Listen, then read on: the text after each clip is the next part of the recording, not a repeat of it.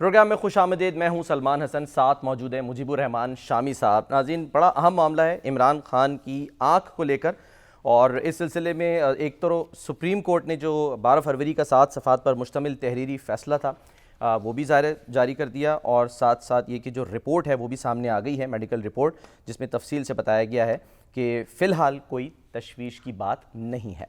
اور اس کے علاوہ اس پر جو ہے وہ اب رد عمل کیا سامنے آ رہا ہے, حکومت جو ہے وہ کیا کہہ رہی ہے, اپوزیشن کیا کہہ رہی ہے, اور کیا وہ بہانے تراش رہی ہے کہ صحت کی بات کر کے یا بہانہ بنا کر کوئی احتجاج کیا جائے, جو کہ اس وقت ہو رہا ہے, کے پی میں بھی ہو رہا ہے, سڑکیں بند ہیں, کس طرف ہم جو ہیں وہ جا رہے ہیں. اور دوسری طرف یہ کہ جو پشاور میں بلدیاتی نمائندے ہیں وہ بھی احتجاج کر رہے ہیں, تو اس پر ہم بات کریں گے. لیکن اس پر جانے سے پہلے شامی صاحب, سر عمران خان صاحب کی آنکھ کا تو ذکر ہم لازمی کریں گے. جو کل ہمارے ساتھ ہوا اور ہماری آنکھ اشک بار ہو گئی, ایک بار پھر بھارت سے ہار گئے اور پھر وہی باتیں دہرائی گئیں. اصل میں کھیل میں ہار جیت تو ہوتی رہتی ہے, لیکن جس طرح ہم ہارے ہیں وہ بہت افسوسناک تھا, بلکہ شرمناک تھا. مقابلہ اگر مقابلہ کر کے ہارتے, جان لڑاتے اور برابر کی ٹکر ہوتے تو ہار کا وہ افسوس نہ ہوتا جو کہ پاکستانی ٹیم کی پرفارمنس سے ہوا. اور ہمارے محسن نقوی صاحب نے جتنی جان لڑائی تھی, اور یعنی میچ کا انعقاد ممکن ہوا, بنگلہ دیش کے ساتھ کھڑے رہے, آئی سی سی کو گھٹنے ٹیکنے پہ مجبور کیا, کارنر کیا, اور یہ میچ جو ہے کتنے لوگوں کے ارمان اس سے وابستہ تھے, بے شک, اور توقعات وابستہ تھیں, اور پھر میچ ہوا اور کچھ نہ ہوتا لوگوں نے کہا نہ ہی بائیکاٹ ہی کر دیتے تو زیادہ بہتر تھا, وہی رکھتے. تو بہرحال اب یہ دیکھیے, اب مبصرین جو ہیں وہ تو سر پیٹ رہے ہیں, اور وہ کہہ رہے ہیں کہ جناب جو سلیکشن ہے ٹیم کی وہ غلط تھی, جو چیف اب کے جو کوچ ہیں ان کو مورد الزام ٹھہرا رہے ہیں, سلیکشن کمیٹی کو مورد الزام ٹھہرا رہے ہیں. لیکن اب بعد از مرگ واویلا ہے, جو ایک ذلت آمیز شکست جو تھی وہ تو نصیب ہو گئی. شامی صاحب, لوگ تنقید تو محسن نقوی صاحب پہ بھی کر رہے ہیں, لیکن ان سے یہ سوال ہے کہ محسن نقوی صاحب اور کیا کریں, وہ تو خود پہنچ بھی گئے کولمبو, وہاں پر وہ بک اپ بھی کر رہے ہیں, سلیکشن کمیٹی بنائی ہوئی ہے, انہوں نے سلیکٹ کرنا ہے, وہ کیا میدان میں بلہ لے کے اترے ہیں کہ ابھی خود ہی کھیلیں پھر خود ہی رنز بنائیں اور آؤٹ کریں؟ بلہ لے کے بھی اترنا پڑے گا. بات یہ ہے کہ جب آپ سلیکشن کمیٹی بناتے ہیں پھر ذمہ داری بھی آپ کو اٹھانی پڑتی ہے. تو جو لوگ تنقید کر رہے ہیں ان کی تنقید بھی بجائے جتنی وہ محنت کر رہے ہیں, جس طرح انفراسٹرکچر ڈیولپ کیا ہے, جس طرح ڈپلومیٹک فرنٹ پہ کامیابی حاصل ہوئی ہے, اور جس طریقے سے پاکستان کا تشخص نمایاں ہوا ہے, جو بنگلہ دیش کے ساتھ جو تعلقات ہیں پاکستان کے ان کو ایک نئی جہت ملی ہے, تو یہ محسن نقوی صاحب کی ٹوپی پہ بڑے پر لگے ہیں. لیکن کاش جو ہے وہ سلیکشن کی طرف بھی اور جو سلیکٹرز کی طرف بھی توجہ ہوتی, اور شاید یہ دن ہمیں نہ دیکھنا پڑتا. بھئی ہارتے بھی تو شان سے ہارتے نا, محسن نقوی صاحب کے تو پر لگ گئے شامی صاحب, لیکن جو شاہینوں کے پر کترے گئے ہیں, زیرو پہ آؤٹ ہو گئے, 7 کھلاڑی ڈبل فگرز میں نہیں ہیں. اب جو ہار گئے تو بس ہار گئے, اب ٹس سے بہاتے رہے آپ. لیکن شامی صاحب درست تو کیا جاتا ہے نا چیزوں کو, اب غلطیوں سے سیکھا جاتا ہے نا. اب یہ کہا جا رہا ہے کہ جی ہم اب سیکھیں گے, پتہ نہیں نہ سیکھیں گے. انڈیا سے تو پتہ نہیں ہم کو 6ٹھی بار ہارے سر, 7ویں مرتبہ ہار گئے, یعنی کہ 7 مرتبہ ہم پہلے ہارے تھے, یہ 8ویں دفعہ ہو گیا T20 کی تاریخ میں, T20 ورلڈ کپ کی تاریخ میں. تو سبق کو حاصل کرنا ہوتا تو کر چکے ہوتے. ایک میچ جیتے ہیں دبئی میں 2021 میں, بس 10 وکٹوں سے, وہی اسی پہ ہم خوشیاں مناتے ہیں. تو یہ سبق حاصل کیا نا, کہ کوئی سبق حاصل نہیں کیا. تو پھر یہ جو للے تللے ہیں, یہ کروڑوں اربوں کی کھیلیں ہیں, اور ان میں جناب ایک اسٹیڈیم بن رہے ہیں, انفراسٹرکچر تعمیر ہو رہا ہے, اور داد دبل رہی ہے, اور لوگ شاباش دے رہے ہیں, اور ڈپلومیٹک فرنٹ پہ واہ واہ ہو رہی, تو کیا فائدہ جب, یعنی بنیادی بات یہ ہے جب کھیل کے میدان میں آپ پرفارم نہ کر سکیں تو باقی چیزیں جو ہیں پریشان بھی رہ جاتی. کیا کر لیں گے. اب وہ سر میم بھی بن رہے تھے کہ پہلے تو آپ شکوہ کرتے تھے نا کہ جی وہ بھارتی ٹیم ہاتھ نہیں ملاتی, تو لوگ کہہ رہے تھے اب محسن نقوی صاحب بھی اس ٹیم سے ہاتھ نہیں ملائیں گے, جس طرح کا پرفارمنس انہوں نے اس طرح کی. اب جو کچھ بھی ہوگا وہ ٹیم بھگتے گی. اور ہم بھی بھگتیں گے. ہم بھی بھگت رہے ہیں شامل صاحب, ٹیم تو کچھ بھی, اس کو کچھ نہیں ہوتا, لوگ پریشان ہو جاتے ہیں, افسوس کا اظہار کرتے ہیں. آگے بڑھتے ہیں. کھیل کھیل ہے, ہاں افسوس کرنا چاہیے, پریشان ہونا چاہیے, لیکن اس طرح اتنا پریشان نہیں ہونے کی ضرورت. اچھا, پھر صحیح, پھر اگلے سال صحیح. ٹھیک ہے, چلیں شامی صاحب. اب تو کچھ میچ پڑے ہوئے ہیں. ہاں ابھی ہے, جی ہاں, ابھی نمیبیا سے جیتنا ہے, آگے پھر سپر 8 میں پہنچ جاتے ہیں. سپر 8 مرحلہ ہے میں انڈیا تو پہنچ گیا. ہاں جی, وہ اگر آپ سپر 8 میں نہ پہنچ سکے پھر نکو بن کے واپس آ جائیں گے. بالکل ہی نمیبیا کو ہرانا ضروری ہے, یا دعا کر لیں بارش ہو جائے, ایک پوائنٹ مل جائے, اس میں بھی چلے جائیں گے. چلیں شامی صاحب آگے بڑھتے ہیں. بارش ہو گئی تو پھر پہنچ جائیں گے. ہاں جی, تب بھی پہنچ جائیں, کیونکہ ایک ایک پوائنٹ مل جاتا ہے نا دونوں ٹیم. اگر وہ کچھ دعا کریں پھر آپ بارش کی دعا کریں, اگر دوا نہیں ہے تو. ہاں چلیں شامی صاحب, اب آ جاتے ہیں ذرا عمران خان صاحب کی آنکھ کے جو معاملہ ہے, معائنہ ہوا اس کا, اور جو سپریم کورٹ نے 12 فروری کو 7 صفحات پر مشتمل جو شارٹ آرڈر آیا تھا, اس کا تحریری حکم نامہ جو ہے وہ بھی جاری کر دیا ہے, جس میں یہ بتایا گیا ہے کہ ظاہر ہے 2 رپورٹس کہیں گئی تھیں, ایک اڈیالہ جیل کے جو سپرنٹینڈنٹ ہیں ان کو, اور ایک friend of the court Salman Safdar صاحب کو. ان کی رپورٹ آ چکی ہے, ڈاکٹروں کا معائنہ, ڈاکٹروں نے معائنہ کیا ہے, اور ان کی رپورٹ بھی آ گئی ہے. اور پہلے تو بات یہ ہے, باقی باتیں تو ہوتی رہیں گی. اللہ کا شکر یہ ہے کہ ان کی آنکھ جو ہے اس میں جو لگتا رہا تھا کہ بینائی جو ہے اتنی متاثر نہ ہو جائے کہ واپس نہ آ سکے, irreversible ہو, خدا الحمدللہ وہ نہیں ہے. صحیح ہے, آنکھ میں بہتری ہوئی ہے, اس کی بینائی جو ہے اس میں واپس آ رہی ہے, اور ہمیں دعا کرنی چاہیے کہ وہ مکمل صحت یاب ہو جائیں. صحیح. دیکھیں نا, آج ہمارے جو بیرسٹر گوہر خان ہیں اور علامہ راجہ ناصر عباس ہیں, جی جی, وہ بھی پیمز ہسپتال گئے, جہاں ڈاکٹروں نے ان کو بریف کیا. پھر ان کے جو ذاتی معالجین ہیں ڈاکٹر عاصم یوسف اور ڈاکٹر خرم مرزا, ان کو بھی ٹیلی فون پر بریف کیا گیا. بالکل, کو 25 منٹ ان پر گفتگو ہوتی رہی. بے شک. اور اس کے بعد یہ دیکھیے کہ جو ڈاکٹر ندیم قریشی, یہ الشفا ٹرسٹ آئی ہسپتال کے ہیں. ہاں جی بالکل. الشفا ٹرسٹ آئی ہسپتال ایک بین الاقوامی شہرت کا ایک ہمارا ادارہ ہے, آنکھوں کا ہسپتال ہے. صحیح. اور جہاں تک مجھے یاد پڑتا, ہمارے جو جنرل ہوتے تھے جہانداد تھے, اچھا, وہاں کے گورنر بھی رہے سندھ کے. اچھا, وہ انہوں نے پیش تھے اس میں. اس بڑے لوگوں نے بنیاد رکھی, اس میں افواج پاکستان کے لوگ بھی شامل تھے, اور سول یعنی سوسائٹی سے تعلق رکھنے والے, اور بڑا عظیم الشان ادارہ جو ہے وہ قائم کیا. تو اس کے پروفیسر ڈاکٹر ندیم قریشی اور پیمز اسلام آباد کے پروفیسر ڈاکٹر محمد عارف خان, یہ 2 جو ہیں ماہر ترین ڈاکٹر ہیں, یعنی چوٹی کے ڈاکٹروں میں ان کا شمار ہے. اور انہوں نے جو رپورٹ دی ہے, انہوں نے کہا کہ دائیں آنکھ کی بینائی اینک کے بغیر 6/24 پارشل اور بائیں آنکھ کی 6/9 ریکارڈ کی گئی ہے. ٹھیک ہے. اینک کے ساتھ دائیں آنکھ کی بینائی بہتر ہو کر 6/9 پارشل اور بائیں آنکھ کی بینائی مکمل طور پر 6/6 ہو گئی. ٹھیک ہے, یعنی اینک لگاتے ہیں تو ایک آنکھ سے تو مکمل صحیح مکمل ہے, اور دوسری آنکھ بہت بہتر ہو گئی. ٹھیک ہے. دائیں آنکھ کے معائنے میں خون کے بہاؤ اور پردہ بصارت پر سوزش کے آثار پائے گئے ہیں. جو آنکھ ان کی دائیں آنکھ متاثر ہے نا, اور اچھا اس آنکھ کی سوجن میں کمی آئی ہے. ٹھیک ہے. اور اس کی موٹائی جو ہے 550 سے کم ہو کر 350 رہ گئی. بالکل, جو کہ بہتری کی علامت ہے. اور میڈیکل بورڈ نے دونوں آنکھوں کے لیے مطلب نیورناک اور سسٹین الٹرا, جبکہ دائیں آنکھ کے لیے کوسوپیٹ آئی ڈراپس تجویز کیے. بالکل, وہ ڈیٹیل اس میں رپورٹ میں سامنے جو بھی تجاویز ان کی بینائی جو ہے 6/36 سے بہتر ہو کر 6/9 پارشل ہو گئی ہے. اور اس میں بڑی تسلی کا انہوں نے اظہار کیا ہے. اور اس میں جو بھی انہوں نے کہا ہے کہ اس کے بعد اس کی اینجیوگرافی, او سی ٹی اینجیوگرافی ہوگی علاج کی تکمیل کے بعد, اور FFA ٹیسٹ کروایا جائے گا.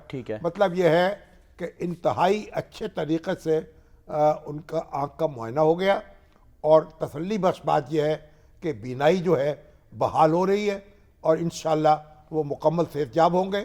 اللہ کا شکر ہے. اور جو ہمیں خدشہ تھا, دیکھیے یہ جو اپنے عمران خان صاحب, تو ہمارا بڑا تعلق ہے ان سے, ذاتی تعلق بھی رہا, برسوں کا تعلق ہے. لیکن یہ کہ نہ ہو, ذاتی تعلق نہ بھی ہو, اور کوئی تب بھی جو آخر جو انسان ہونے کے ناطے, پاکستانی ہونے کے ناطے, ان کی جو تکلیف ہے وہ ہمیں اپنی تکلیف محسوس ہوتی ہے، ٹھیک ہے، اور ان کو جو دکھ ہے اپنا دکھ محسوس ہوتا ہے، تو اللہ تعالیٰ جو ہے اس کا بڑا کرم ہے۔ ٹھیک ہے شامی صاحب، ہم ذرا ایک کوئک بریک لیتے ہیں، اور بریک کے بعد ہم بات کریں گے کہ اس پہ ظاہر حکومت جو ہے وہ کہہ کیا رہی ہے، اس پہ کچھ وضاحتیں بھی سامنے آ رہی ہیں۔ اعظم نذیر تارڑ صاحب ہیں، پھر ڈاکٹر عاصم جن کا آپ نے ذکر کیا، انہوں نے بھی ایک ویڈیو بیان جاری کیا ہے، وہ بھی ہم دکھاتے ہیں۔ ایک بریک لیتے ہیں، بریک کے بعد ہم واپس آتے ہیں۔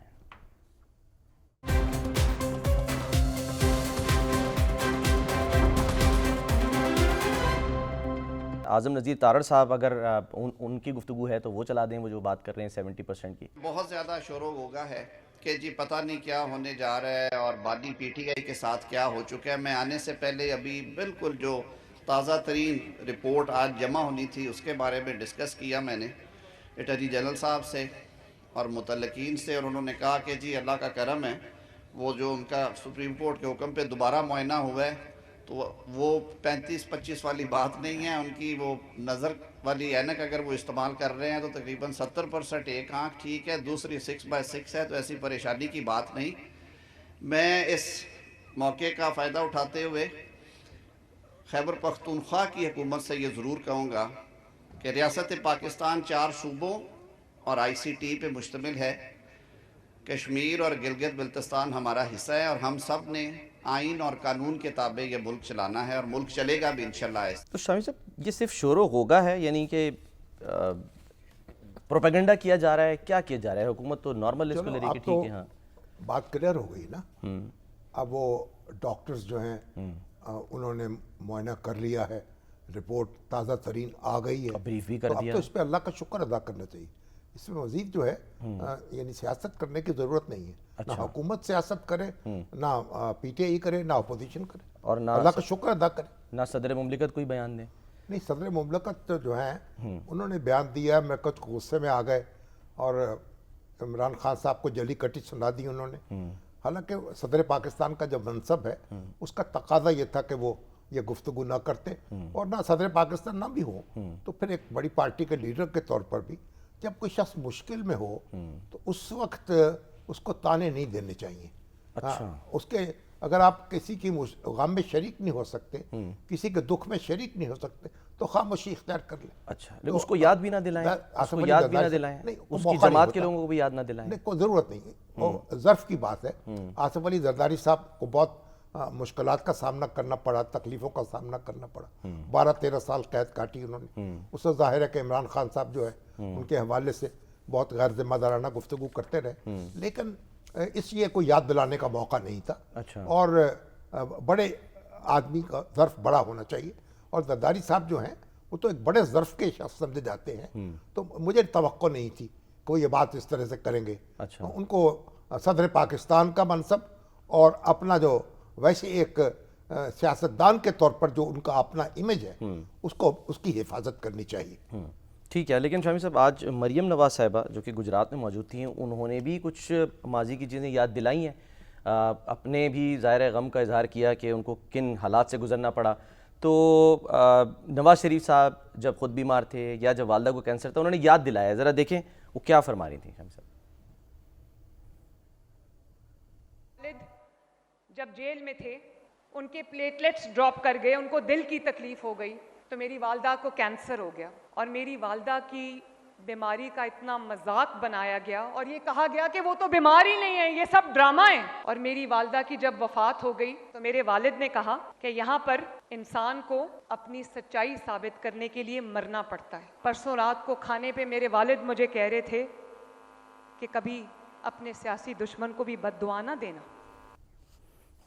بھول تو نہیں سکتے نا شامی صاحب کوئی، اور اس کے علاوہ ساتھ ساتھ اسی تقریب میں دلچسپ بات یہ ہے کہ انہوں نے خان صاحب کے جو پرانے کلپس تھے وہ چلوائے اور دکھائے یاد دہانی کے لیے، اور جو وہاں بچے بیٹھے تھے ان کو کہا کہ آپ نے ایسا نہیں کرنا ہے۔ انہوں نے کیا کہا وہ بھی شامی صاحب ذرا دیکھ لیجیے۔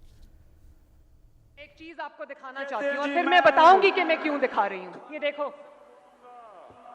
کھانا اچھا نہیں ہے جیل کا، پھر کہتے جی ایئر کنڈیشن لگا دو جیل میں، اب ٹی وی چاہیے جیل میں۔ 80% پاکستانیوں کے پاس تو ایئر کنڈیشن ہی نہیں ہے۔ آدھی پبلک تو خوشی سے جیل میں جائے گی اگر ان کو ٹی وی بھی مل جائے، کھانے بھی مل جائے، ایئر کنڈیشن بھی مل جائے۔ سزا تو نہ ہوئی ہے، واپس جا کے میں یہ ٹی وی شی وی تو جیل سے نکالوں نا میں۔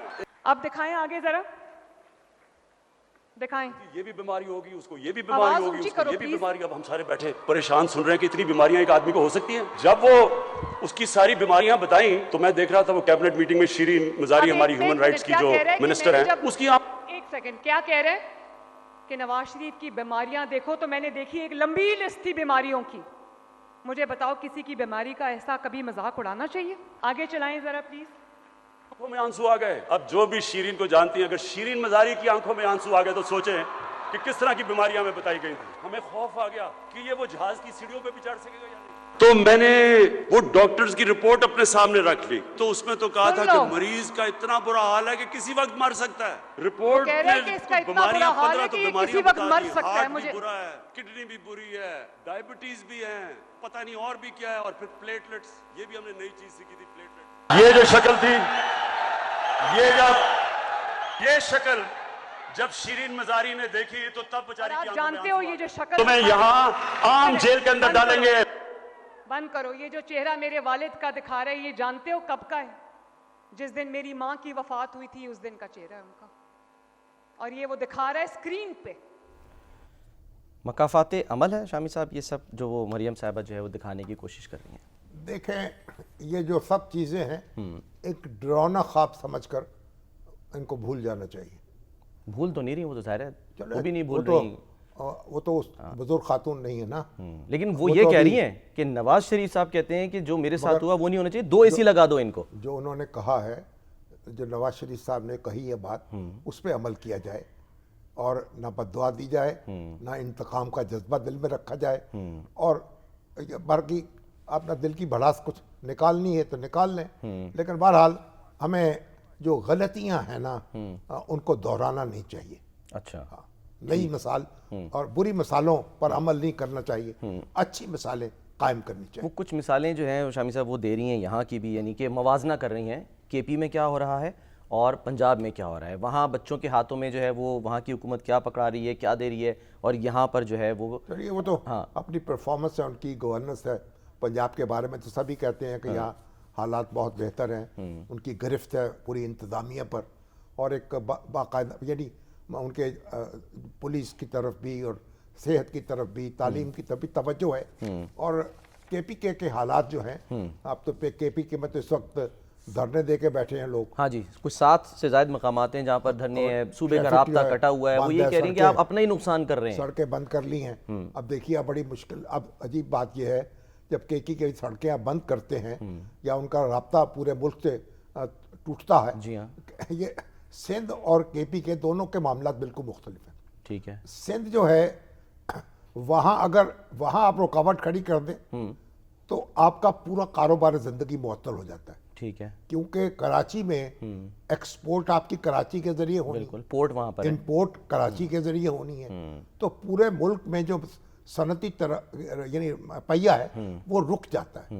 लेकिन अगर आप केपी की सड़कें बंद करते हैं और पूरे मुल्क से उनका राब्ता मुनक़ते करते हैं तो आप केपी का नुकसान करते हैं बिल्कुल, और केपी के लोगों को नुकसान पहुंचाते हैं। और ये कोई एहतजाज जो है, यानी अपने ही मुंह पे तमांचे मारने का नाम तो एहतजाज नहीं है ना।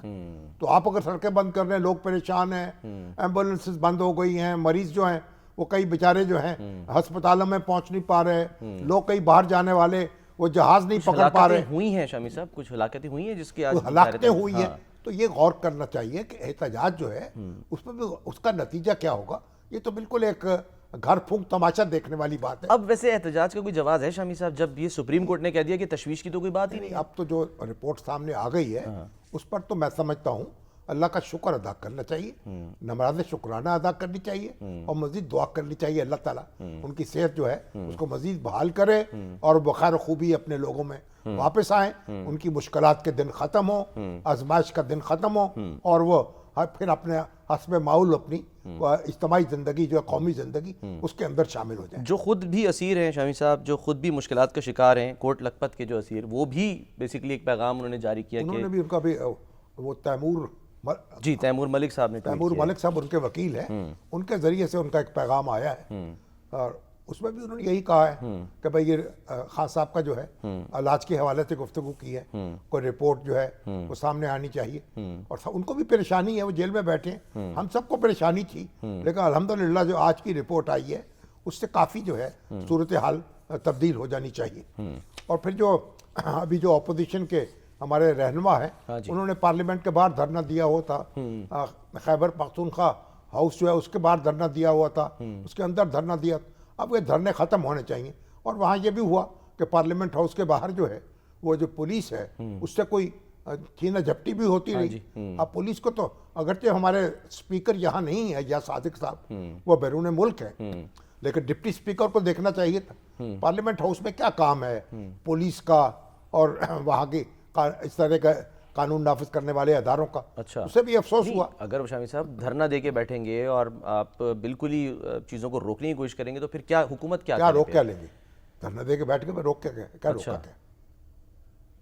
धरना दे दिया बैठे, अपने बेचारे परेशानी हो रही है ना, उनको खुद ही बैठे हुए हैं ना, किसी दूसरे को क्या कह रहे हैं। बल्कि उन पर तनकीद हो रही है कि जी आप कह रहे हैं आप जो है वो कुछ खाया नहीं है आपने, आप पराठे खा के चले गए। कुछ खाने की चीज़ नहीं मिल रही, पीने की चीज़ नहीं मिल रही, तो अपने ऊपर जबर कर रहे हैं ना, वो दूसरों को क्या कह रहे हैं। और इसी तरह पार्लियामेंट हाउस लॉजेस हैं, वहाँ भी आपने लोगों की ज़िंदगी जो है अजीर्ण कर दी। तो भाई अगर अपने ऊपर जबर कर रहा है तो करने दें उसको, उसमें क्या मसला है। अच्छा, राजा नासिर अब्बास साहब से जो है वो सवाल हुआ तो उनको ज़ाहिर घेरने की कोशिश की गई, उन्होंने क्या जवाब दिया है बानी पीटीआई की जो सेहत का मामला है उस पर, ये भी ज़रा देखिए। डॉक्टर से मुलाकात हुई है,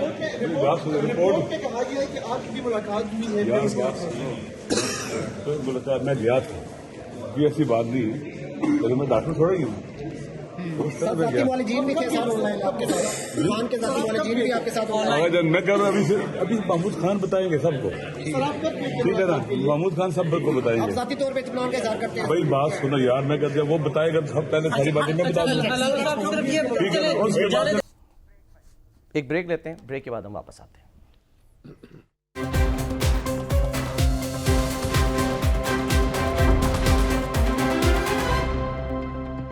वेलकम बैक। शामी साहब, सर बांग्लादेश में जो बांग्लादेश नेशनलिस्ट पार्टी है वो जीत गई इलेक्शन और इस पर जमात इस्लामी ने जो है वो अपनी शिकस्त भी तस्लीम कर ली है। शहबाज शरीफ साहब ने फ़ोन करके मुबारकबाद दी, मोदी साहब ने भी जो है वो अपना पैगाम दिया और अपने अपने जो नुमाइंदे हैं यानी पाकिस्तान की तरफ से एहसन इकबाल साहब और वहाँ उनके जो लोकसभा के स्पीकर हैं वो जाएंगे तकरीब हलफ बर्दारी में कल। पहले तो शामी साहब जमात इस्लामी ने शिकस्त तस्लीम कर ली। हाँ जी, जमात इस्लामी को शिकस्त नहीं हुई, BNP को फतह हो गई है। अच्छा अच्छा, जमात इस्लामी जो है हाँ। तो उससे बड़ी कामयाबी हासिल की है उसने। 1991 में उसने 17 नशिस्तें हासिल की थी बांग्लादेश में, ठीक है, और 1996 में उसे 3 नशिस्तें मिली थी, बिल्कुल ठीक है। उसके बाद फिर जबर तशद्दुद का मरहला आ गया, पाबंदी लग गई और फांसियाँ, गिरफ्तारियाँ। शायद साहब मैं माजरत इस पर हम बात कर लेंगे, इंटरप्ट करते हैं क्योंकि आज मुजफ्फराबाद आज़ाद कश्मीर में वहाँ ओवरसीज़ कन्वेंशन हुआ है, दुनिया भर से वहाँ पे कश्मीरी आए हुए हैं और वहाँ पे दिलचस्प सूरत-ए-हाल ये रही कि हुकूमत अपोजिशन साथ साथ वहाँ पर जो है एक पेज पर दिखाई दी है, बहुत अच्छा वहाँ से मैसेज जा रहा है। तो वज़ीर आज़म आज़ाद कश्मीर फैसल मुमताज़ राठौर साहब हमारे साथ मौजूद हैं, उनसे हम बात करते हैं। उनसे बात कर लेते हैं। अस्सलाम वालेकुम फैसल मुमताज़ राठौर साहब। जी वालेकुम सलाम जी। राठौर साहब, बड़ा ज़बरदस्त कन्वेंशन हो रहा है, मेरा ख्याल पहली दफ़ा हो रहा है तारीख में मुजफ्फराबाद में ये ओवरसीज कश्मीरीज का कन्वेंशन। जी जी शामी साहब, ये पहली बार कश्मीर के अंदर ओवरसीज का इस तरह कन्वेंशन किया गया है, क्योंकि आप तो बखूबी इस चीज से वाकिफ होंगे कि कश्मीरियों का बहुत बड़ा हमारा डायस्पोरा इस वक्त दीगर ममालिक में मुकीम है और बड़े माशाल्लाह ये लोग मजबूत लोग हैं जो हमेशा रियासत की खिदमत भी करते रहे। तो हमने ये सोचा कि अपने इस डायस्पोरा को यूटिलाइज किया जाए, जो फिर कश्मीर वैसे ही जन्नत नजीर है, यहाँ पर वसाइल भी मौजूद हैं। आज तो पूरे मुजफ्फराबाद में छुट्टी है, आम तातील के हमने छुट्टी दी है, बल्कि ना सिर्फ कश्मीरी ओवरसीज बल्कि पाकिस्तान से चैम्बर्स के लोग भी यहाँ पर आज आए हैं और बड़ा अच्छा यहाँ पर आज प्रोग्राम रहा। मुख्तलिफ इन्वेस्टमेंट प्लान डिस्कस किए गए, टूरिज्म के हवाले से, ITs के हवाले से, और हर वो इंडस्ट्री जो कश्मीर में डेवलप की जाती है उस पर ओपन डिबेट रखी गई, ग्रुप्स बनाए गए, फोकल पर्सन्स बनाए गए और पूरी हुकूमत और पूरे जितने भी डिपार्टमेंट्स थे वो लोगों के साथ इस पे बातचीत करते रहे और कुछ सजेशंस हैं जो अगले 15 से 20 दिनों में इंशाल्लाह जो फैसल साहब, एक कौन policy कौन के से तौर पर लेकर शोबे आएंगे। हैं जिसमें सरमायाकारी की तजावीज़ जो हैं वो दी जा रही हैं? देखिए, टूरिज्म एक बहुत बड़ी इंडस्ट्री है जिसमें कश्मीरियों के लिए बहुत बड़ा स्कोप मौजूद है, पाकिस्तान के लोगों के लिए बड़ा स्कोप मौजूद है। आईटी के शोबे में हम काम कर रहे हैं, मिनरल्स के हवाले से यहाँ पर बड़ा इस वक्त बड़े ज़खायर मौजूद हैं। बेशुमार ऐसी इंडस्ट्रीज हैं उससे रिलेटेड भी जिस पर यहाँ पर आज बातचीत की गई है, और इस पर हमने मुख्तलिफ ग्रुप्स हैं जो मुख्तलिफ शोबाजात के हवाले से काम भी कर रहे हैं, और हम चाह रहे थे कि जो ऐसे बैरियर्स हैं बिजनेस के हवाले से वो हम ज़्यादा से ज़्यादा लोगों को ईज ऑफ डूइंग बिजनेस दें। हमने ओवरसीज़ के लिए ओवरसीज़ कमिश्नर भी लगा दिया, हमने एक खुसूसी अदालत का क़याम भी कर दिया ताकि उनके जो ज़मीन और दीगर मामलात इशूज़ हैं जो साल से चलते रहे वो 90 डेज में सेटल हो जाएं, और बोर्ड ऑफ इन्वेस्टमेंट भी हमने बना दिया ताकि बिजनेस के हवाले से जो चीज़ें हैं उनके लिए उसमें आसानियाँ पैदा हो सकें। तो इस वक्त जो ओवरसीज आज़ाद कश्मीर के लोग हैं उनकी कितनी तादाद होगी?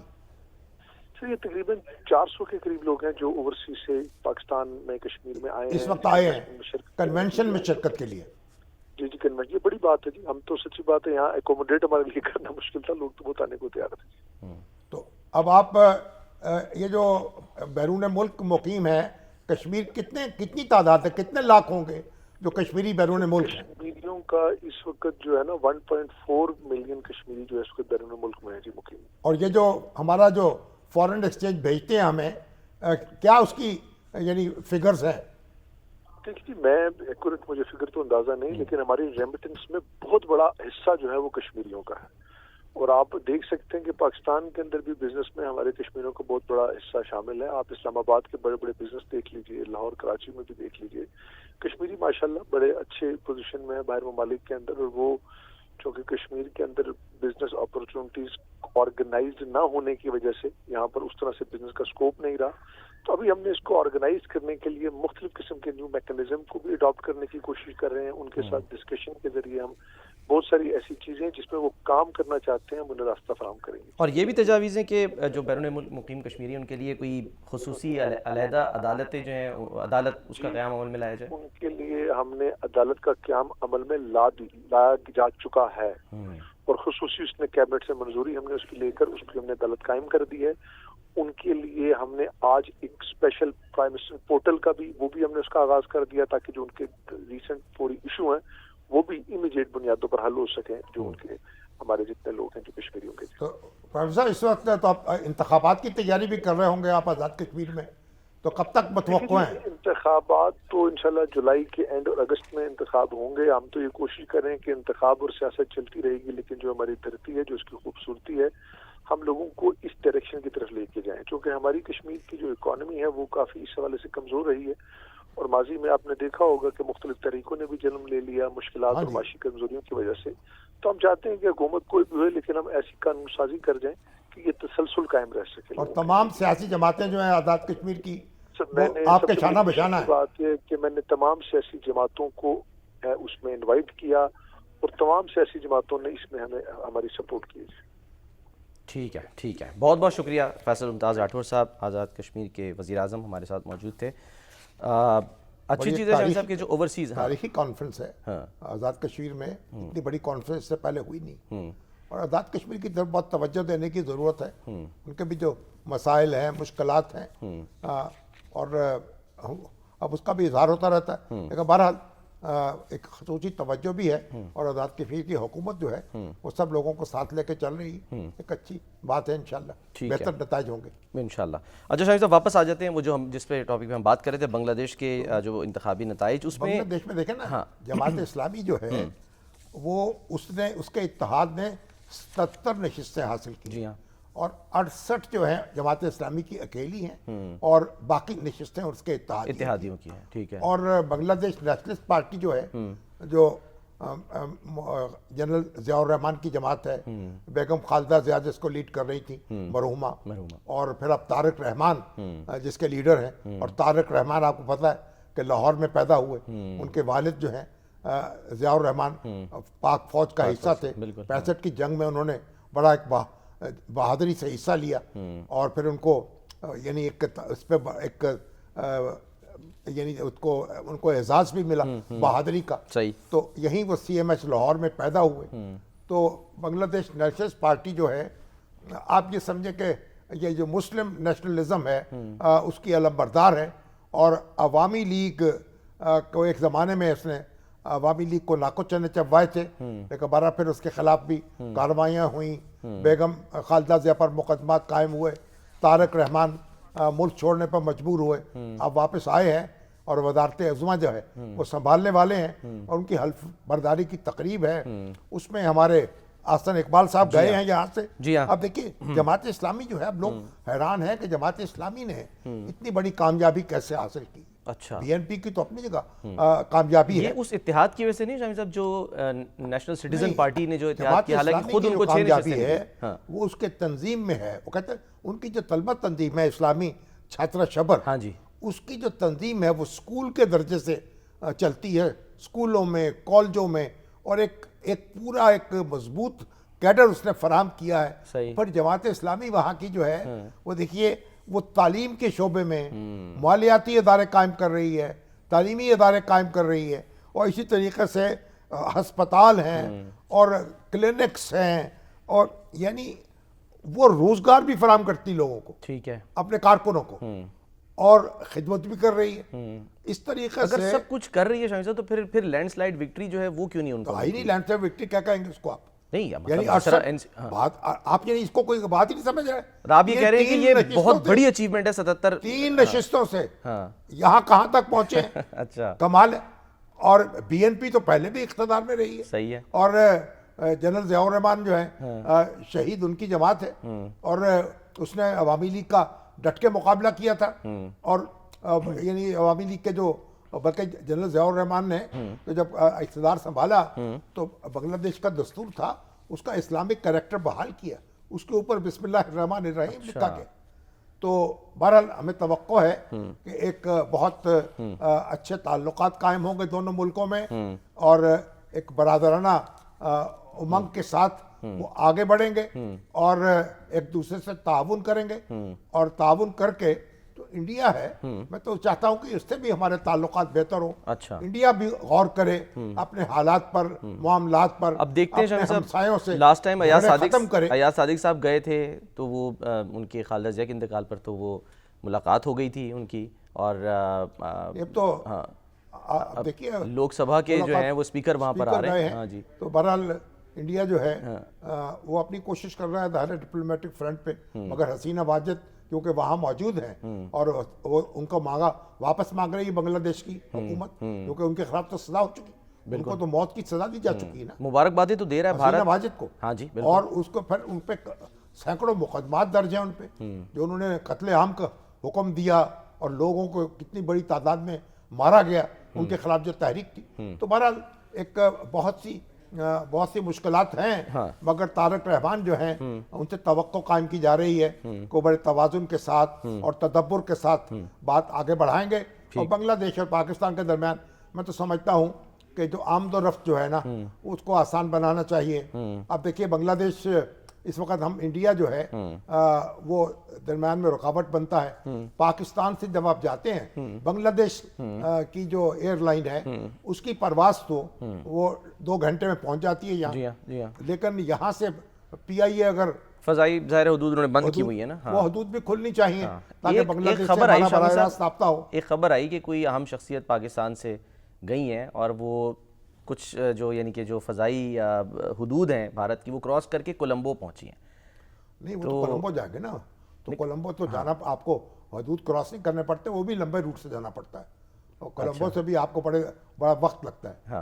محسن اپنا ہمارے گئے محسن نقوی صاحب گئے ہیں، ہاں جی، تو پھر مگر وہ اس سے اوپر سے نہیں اڑے انڈیا سے، اچھا، ہاں وہ بھی، لیکن وہ کہہ رہے ہیں کہ وہ آتا اسی کے اندر ہی ہے، یعنی کہ جو فضائی حدود ہے کہ اب اگر انڈیا اور پاکستان جو ہیں وہ ان کے درمیان بھی تھوڑا بہتر تعلقات ہوں اور ایک دوسرے کی جو فضائی حدود ہیں وہ استعمال کر سکیں، بالکل، تو ہمارا بھی رابطہ جو ہے وہ یعنی قربت کا ہو جائے بنگلہ دیش سے۔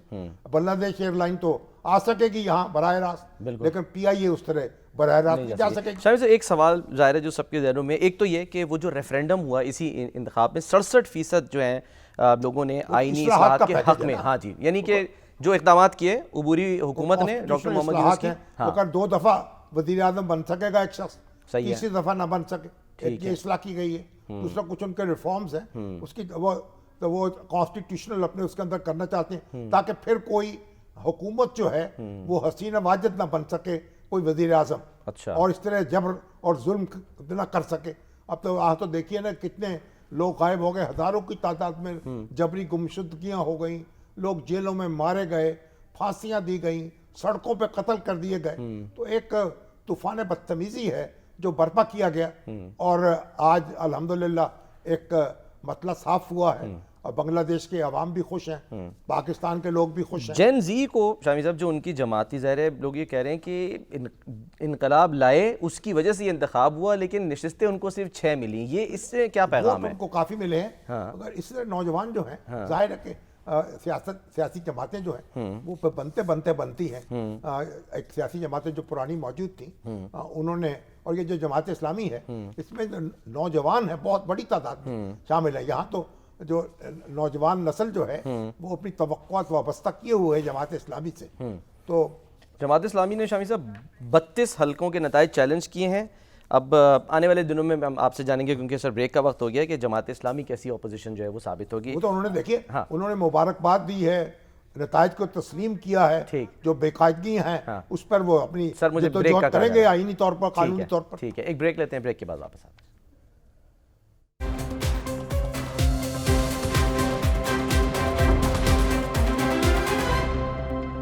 پروگرام کا وقت ختم ہوتا ہے، ناظرین اپنا خیال رکھیے، اللہ حافظ.